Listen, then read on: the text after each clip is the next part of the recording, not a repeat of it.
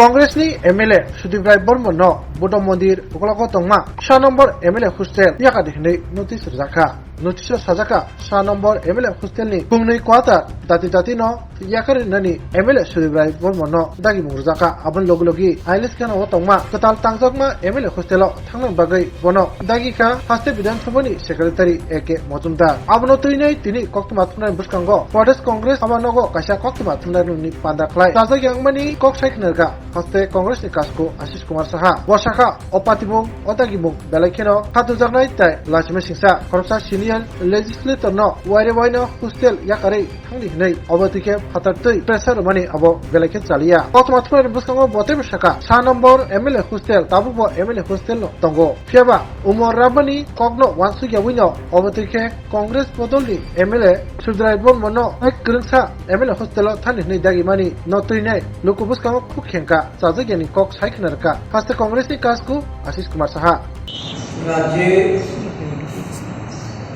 भयाबह যে বন্যা এই বন্যা আজকে 1-5 অতিক্রান্ত বন্যাজনিত কারণে রাজ্যের কৃষি ক্ষেত্রে বলুন মৎস্যজীবী পশুপালন উদ্যান জাতীয় এই উৎপাদনের সঙ্গে বিশেষ করে শাকসবজি এবং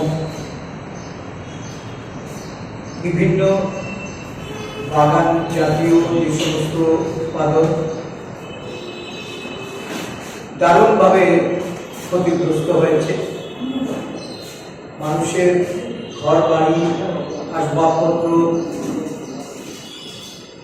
বিভিন্ন জায়গায় ব্যবসার ক্ষেত্রেও এই রাজ্যে একটা বিরাট অংশের মানুষের ক্ষতি হয়েছে। প্রায় 1,19,000 মানুষ শিবিরবাসী হয়েছে। সরকারিভাবে ক্ষয়ক্ষতি এটা কোনো পরিসংখ্যান নিরূপণ না করে সর্বদলীয় সভায় 15,000 কোটি টাকা এটা বলা হয়েছে। আমাদের দলের তরফ থেকে আমরা এই ধরনের এই রাজ্যে বন্যা পরিস্থিতি কবলিত হয়ে এত বড় বিপর্যয় এটা এই রাজ্যে কখনো ঘটেনি। আমরা দাবি করেছিলাম যে এটাকে জাতীয় বিপর্যয় হিসাবে কেন্দ্রীয় সরকার ঘোষণা করুক। কেন্দ্রীয় সরকার আজকে 1 মাস অতিক্রান্ত, এখন অবধি কোন ধরনের আর্থিক প্যাকেজ বা সহায়তা তার কোনো ঘোষণা দেন, জাতীয় বিপর্যয়ের ঘোষণা দেন। রাজ্যের মানুষের এত বড় ক্ষতি সাধন হয়েছে, এই পরিপ্রেক্ষিতে কোনো আর্থিক সহায়তা করেনি।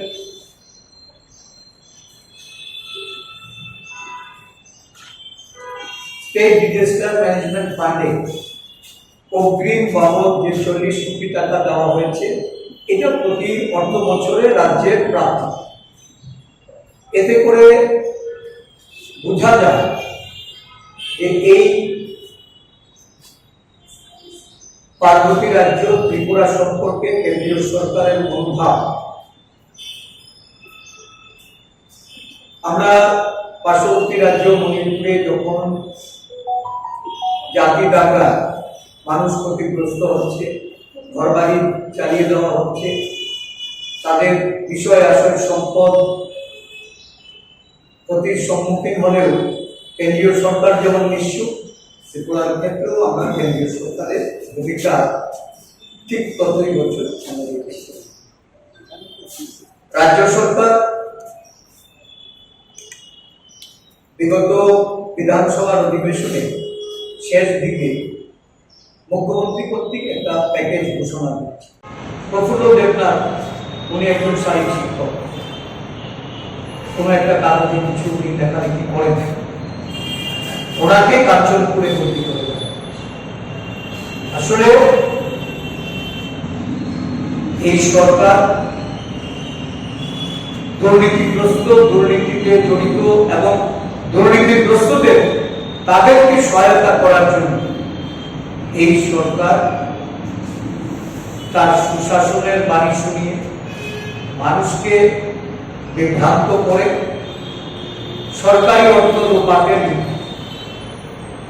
গত পরশুদিন আমরা রাজ্যপালের কাছে গিয়েছিলাম এবং রাজ্যপালের নিকট এই রাজ্য মন্ত্রিসভার তফসিলি উপজাতি দপ্তরের মন্ত্রী সম্পর্কে এশিয়ান ডেভেলপমেন্ট ব্যাংকের 1400 কোটি টাকা ঋণ নিয়ে যে প্রকল্পের বাস্তবায়নে বিরাট ধরনের দুর্নীতি সংগঠিত হয়ে চলছে এবং এর থেকে একজন মন্ত্রী সে কিভাবে অর্থনৈতিক সুযোগ সুবিধা, অর্থনৈতিক ফায়দা নিয়েছেন সেগুলি বিশদভাবে আমরা বলে এসেছি। দিল্লিতে ফ্ল্যাট ক্রয় করে লেবুছেড়া, নন্দননগর, বড়মোলার, হাতাইপতর এবং বিভিন্ন জায়গা ক্রয় করেছেন, বাড়ি নির্মাণ করছেন এবং দেখা গেছে তার যে নির্বাচন কমিশনের কাছে দেওয়া এফিডেভিট মূলে যে অর্থ রাশি দেখানো হয়েছে, আর বর্তমানে এই গত 1 বছর 5 মাসে যে ভূ সম্পত্তি সহ অর্থনৈতিক ভাবে ওনার যে মালিকানা, দুটো পেট্রোল পাম্পের মালিকানা, সবকিছু মিলিয়ে এটা কোনোভাবে এই অ্যাফিডেভিট মূলে ওনার যে আর্থিক অবস্থা এটা ম্যাচ করছে। আইদার উনি অ্যাফিডেভিট ভুল দিয়েছেন, সেখানে উনি হিডেন কিছু রেখেছেন, আর নয়তো 1 বছর 5 মাসে উনি প্রভুত্ব অর্থের মালিক হয়েছেন। তো উনি কিভাবে মালিক হয়েছেন এটা সম্পর্কে রাজ্যবাসী জানতে চান। একটা দুর্নীতিগ্রস্ত সরকার যার মূল কেন্দ্রবিন্দু, যেটা বিধানসভার অধিবেশনে আলোচনা হয়েছে, মুখ্যমন্ত্রীর অফিস, আজকে সত্য কথা বললে পরে যদি কারোর প্রতি এই ধরনের অবিচার করা হয়, অনৈতিক কাজ করা হয়, সুদীপ রায় বর্মন অধিবেশনে তার বক্তব্য রেখেছেন এবং দুর্নীতির মৌচাকে ঢিল মেরেছেন, আর এটা করেছেন বলে এখন ওনাকে হোস্টেল ছাড়ার জন্য নোটিশ দিতে হবে। যারা এই খবর পরিবেশন করেছেন তাদেরকে দূর দূরান্ত বদলি করতে হবে। এটা অত্যন্ত একটা ভিন্ন ষড়যন্ত্র, আমরা এর তীব্র প্রতিবাদ করছি। শুধু তাই নয়, এই দুর্নীতির বিরুদ্ধে কংগ্রেস দল, আপনারা জানেন যে আগামী 23 তারিখে আমরা রাজ্যের ভেঙে পড়া আইন শৃঙ্খলা, নারী ধর্ষণ থেকে শুরু করে প্রতিদিন এই রাজ্যে খুন খারাপি, চুরি ডাকাতি, যেভাবে আইনি শাসন আজকে এই রাজ্যে বর্তমান সরকারের আমলে দেশের রাজ্যের মানুষ তারা হারিয়েছে, এই আইনি শাসন প্রতিষ্ঠা করার লক্ষ্যে পুলিশের যে নিরপেক্ষ ভূমিকা থাকার প্রয়োজন, যে ভূমিকা বর্তমানে নেই, পুলিশকে সতর্ক করার জন্য আমরা রাস্তায় নামছি, আমরা ডিজি অফিস ঘেরাও করছি এবং এই রাজ্যের পুলিশ প্রশাসনকে নিরপেক্ষ দৃষ্টিভঙ্গিতে কাজ করার জন্য আমাদের এই আন্দোলন এটা ধারাবাহিক হচ্ছে। ছেড়ে দেওয়া এর আগেও 2বার পরপরই ছুটে দেওয়া হয়েছিল। এর পেছনে কি আপনারা অন্য কোনো কারণ দেখছেন নাকি যেহেতু এই অ্যাম্বুলেন্সটাকে সারাই করা হবে তার জন্য বলা হচ্ছে?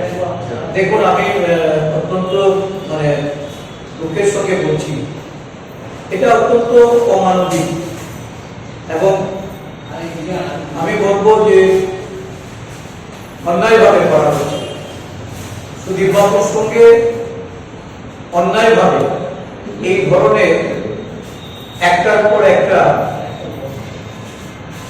তারা বিজ্ঞপ্তি দিয়ে ওনাকে এই হোস্টেল ছাড়ার জন্য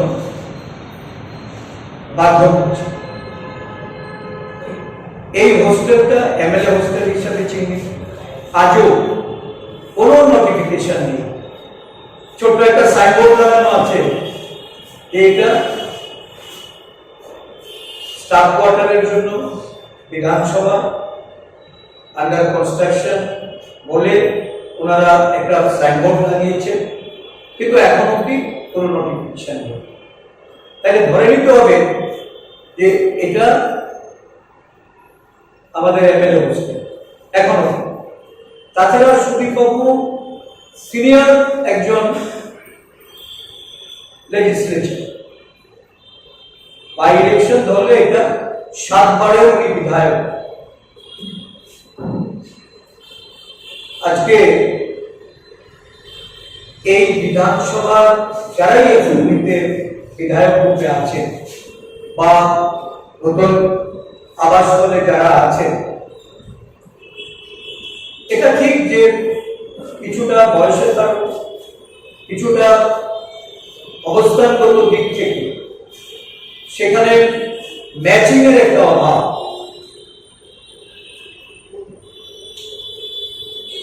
একজন এমএলএ এটা তো তার প্রায়োরিটি যে সে কোথায় থাকলে সে কমফোর্ট ফিল করবে বা কোন বাসস্থানটা তার। যেহেতু এটা এমএলএ হোস্টেল, আমরা তো এর আগেও দেখেছি যে 2টো হোস্টেল ছিল এবং 2টো হোস্টেল নির্ধারিত করে বিরোধী এবং শাসক দল সেভাবে সেটা নির্ধারিত করা হবে।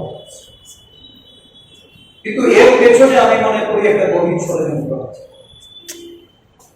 কারণ সুদীপ বাবু তাদের সম্পর্কে এই গত বিধানসভার অধিবেশনে যখন উনি কথা বলেছেন, যে বিষয়গুলি উত্থাপিত হয়েছে সেই বিষয়গুলি নিয়ে